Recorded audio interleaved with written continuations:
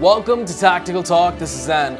Today our show is about one of the most dangerous terrorist groups in the world and the most dangerous terrorist outfit in Nigeria, Boko Haram. Today the guest of our show is Kofi Bartels, radio broadcaster for Nigeria Info FM. Welcome to our show, Kofi. This is Zain Khan. It's a pleasure to have you on Tactical Talk. Thank you very much, Zain. It's always a pleasure to be here with you. Kofi, let's get to the first question. When did the group Boko Haram emerge?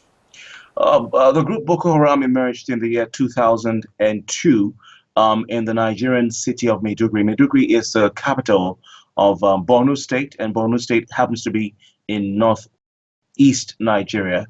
It is a hotbed of Boko Haram, basically. Kofi Bartels, let's get to the second question. What is Boko Haram's ideology? All right. Well, Boko Haram basically started in 2002 as a sect, that basically wanted to entrench Islamic values in the city of Maiduguri. It was a pretty small sect. They believed in the strict implementation and interpretation of Sharia. And their point of view was that Western education is anti-Islam and has no place in an Islamic society. So that was the ideology that led to the setup of Boko Haram. That's what they functioned with. It is basically a Sunni Islamic fundamentalist sect, and it is slightly influenced by Wahhabism. And so they advocated for a strict implementation of Islam, Sharia law. But the word Boko Haram means that Western education is sin, So that's what really led to their setting up. That's what they were founded on. In which ways was Boko Haram's ideology, or is Boko Haram's ideology, similar to that of ISIS, aka Daesh? Well, basically, ISIS is trying to establish an Islamic caliphate, and they succeeded in a way to get that, on ground in some parts of Iraq, and Syria. Boko Haram, at a point, grew beyond what people really expected that they could grow to be. And they began to plant their flags in parts of northeastern Nigeria and went ahead to declare an Islamic caliphate, a territory basically, just like ISIS did. And to a lot of people watching and onlookers and observers and analysts, they began to interpret this as Boko Haram taking some inspiration from ISIS. As a matter of fact, a part of the Boko Haram sect had sworn allegiance to Al Qaeda, and gotten support from Al Qaeda and the Islamic Maghreb. So you have a trail of weapons and support coming from northern Africa down through to northern Nigeria. So you have that similarity between ISIS and Boko Haram. Okay, let's look at it from a different angle. In which ways is Boko Haram's ideology different from that of ISIS? Okay, basically, Boko Haram, is basically looking at Africa, and it's based in Africa, and has, drawn inspiration from Al Qaeda. You look at the statements of the political leader of Boko Haram, and the spiritual leader of Boko Haram. He comes out on TV, on the internet, to make statements and to issue decrees and to issue warnings and to even tell of times when they will bomb different places in Nigeria. And I haven't really seen that play out with ISIS, where you have the leader of ISIS, being seen only once in a particular mosque, in Iraq, and I haven't seen him come out since then. But for the head of Boko Haram, who is Shekau, the Nigerian army has told us several times that he has been killed, but he keeps surfacing in videos, and he keeps threatening the Nigerian state, even threatens leaders, and will tell you we're going to bomb this place at this time, and it happens. And so you begin to see that there's a little difference between the style of ISIS and the style of Boko Haram. But in terms of the impact, the carnage, the deaths and destruction, there's some similarities there. Okay, this is a very important question. What methods did Boko Haram use to recruit people, and what was their narrative? Oh, fantastic. Boko Haram has played on the the situation of the Nigerian economy, where you have a large percentage of people, especially in the northern part of Nigeria, poorly educated or uneducated, and vulnerable to different sorts of ideologies and different sorts of influences. Northern Nigeria happens to be the most deprived part of the country educationally and economically. And so you have a lot of people out there just waiting to be used. You have a culture in northern Nigeria called the Almajiri system, Almajiri culture, where young boys, children from the young age, are taught to go onto the streets to beg, and they sit around at the mosque and hang around for handouts from wealthy Muslims.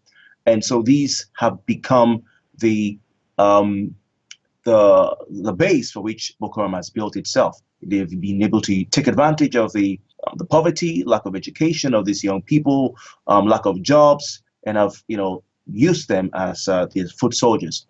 You also have another school of thought, those who say that Boko Haram uses the young children, especially girls it kidnaps, as suicide bombers. After the Chibok girls kidnap some years ago, you had the onset and an increase in suicide bombing in northeastern Nigeria. And most of those who were carrying out these suicide bombings were young girls, 8 years old, 9 years old, 10 years old, teenagers. And, people began to draw that relationship. So that's been the foundation for the army that Boko Haram has put together. Kofi, since when did the Nigerian military start their operation on Boko Haram, and what compelled them to do so? Fantastic. The Nigerian military has been up in northeastern Nigeria from day one. As a matter of fact, you had security forces arresting the original leader of Boko Haram and take him into custody. Now, he was killed by while in custody extrajudiciously, and that led to the escalation of what do you call it of the fighting. That led to the escalation, and they declared war on the Nigerian state. So from then you had the security agencies trying to arrest and round these guys up, but they weren't treating this with all the importance that they should have treated it. As a matter of fact, a Nigerian president is noted famously for saying that the federal government of Nigeria treated this Boko Haram insurgency with kids' gloves. Now, Boko Haram carried out about 115 attacks in the year 2011, killing, according to reports, 550 Nigerians. So this was an escalation on a scale that Nigerians had never ever seen it before. And now this led to Nigerians clamoring on the calling of the government to declare a state of emergency in that part of the country, and this was declared in the year 2012 after the escalation of this particular fight. The government of Borno State, which is the host state of Boko Haram, where you have Maiduguri, was suspended, and the military law was put in place. And so they had the military guy sent to northeastern Nigeria, to that state. But then Nigerians began to see that they were moving not just from town to town in Borno State, but they moved to other states in the northeastern part of Nigeria, namely Yobe State and Adamawa State. And it became a regional thing. So in 2012, the Nigerian government began the military operation by declaring officially a state of emergency, and that's when it started. Approximately how long has the war with Boko Haram been? Well, if you look at the years from 2012 to 2017, you're looking at 5 years. But interestingly, Zain, this isn't the first time that something like this has happened in Nigeria. Way back in the 1980s, when Nigeria's current president, Buhari, was a governor of this same Borno state, a group came up called Metasine, also, espousing, or rather also advocating for an Islamic state in northern Nigeria. And they launched attack on military formations and tried to do what Boko Haram is doing right now. Interestingly, Nigeria's current president was the military officer in charge of chasing them out of Nigeria. He chased them all the way to the Republic of Chad, which is a neighboring country to Nigeria, and crushed that insurgency. So Nigeria has a history. This is probably the second time, and sort of a pattern of what happened in the 1980s. Kofi, can you give us a little information on which areas were under Boko Haram's control before the military operation, and how many are still under their control at the moment? All right, Boko Haram basically took control of a very few number of local government areas at their height. When this was just after you had the Chibok girls attack. They led attacks on Nigerian military formations. We had videos of soldiers being attacked and other videos of soldiers running away. In fact, there was a particular instance of Nigerian soldiers fleeing into Cameroon. At a point, Boko Haram controlled one local government area. A local government area is a geographical area of government. It is the lowest unit of governance in Nigeria. You have the president, you have a state governors, that's the regions, and then in each state or each region, you have a local government. And local government is massive because you have a system of government, a chairman of the local government, and you have councillors in each local government area. And so for Boko Haram to take over a single local government area was a big deal. The Nigerian government did all it could to kick them out of that local government area. At their height, they controlled about at least of Borno State, which is in northeastern Nigeria. And it took quite a lot of responsibility, or rather reaction and action on the part of the Nigerian forces to kick them out. As it stands, Boko Haram controls a large expanse of Borno State, but that large expanse or sizable expanse is basically a forest with no one living there. The Zambisa forest is a really big forest. It's the size of some countries in the world. And that is the base from which Boko Haram operates. The Nigerian military has found it very difficult to sweep Zambisa forest. Nigerians were asking what the problem was, because that is where the Chibok girls were kept. And the Nigerian military had to say, see, this forest is so big, it's the size of some countries.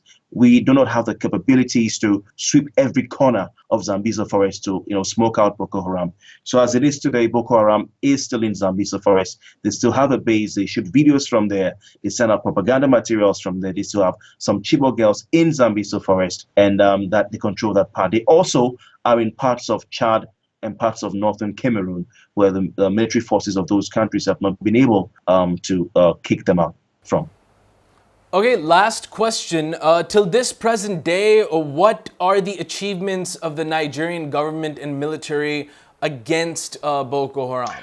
Fantastic. Zain, one of the biggest achievements would be the return of a number of Chibok girls back to their parents. The current federal government came into power campaigning, on the campaign trail, saying that the previous government of Jonathan didn't really do much to secure the release of the Chibok girls. It's been quite a popular or famous story around the world.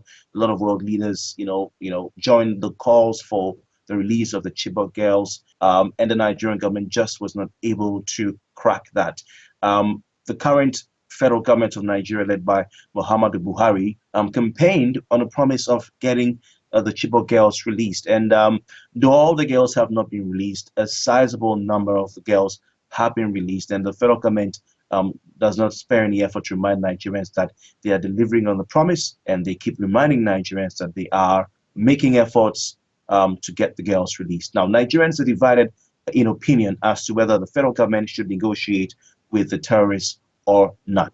Apart from that achievement, another achievement is kicking Boko Haram out of the local governments that they occupied, like I just told you, and basically getting their flags down and chasing them back into the forest. Nigerians could not stand the fact that a part of their country was being controlled by a terrorist organization, and they kept increasing that control and expanding their territory into other local government areas. So I think the reclamation of Nigerian sovereign territory in terms of the local government areas and also the return of some Chibok girls would stand out as major achievements by the federal government. But Nigeria's president, is interestingly Buhari, on his return from London, gave a speech, a national broadcast, and he admitted to the fact that in recent months, Boko Haram has stepped up its suicide bombing campaigns, and they've also come out with a flurry of activity that the Nigerian military and authorities are not used to. And he promised that there'll be increased military efforts to try and stem the tide. Thankfully, the American government has agreed to give the Nigerian military some weapons. That was a problem in the past, and it remains to be seen if this new cooperation with the United States would bear results. Thank you so much, Kofi Bartels, for being on Tactical Talk. It was a pleasure having you. Thank you very much, Zain Khan. Pleasure is mine. This was Kofi Bartels, radio broadcast journalist for Nigeria Info FM. We were discussing Nigeria's most dangerous terrorist outfit, Boko Haram. Until the next episode of Tactical Talk, this is Zain Khan. Take care and goodbye.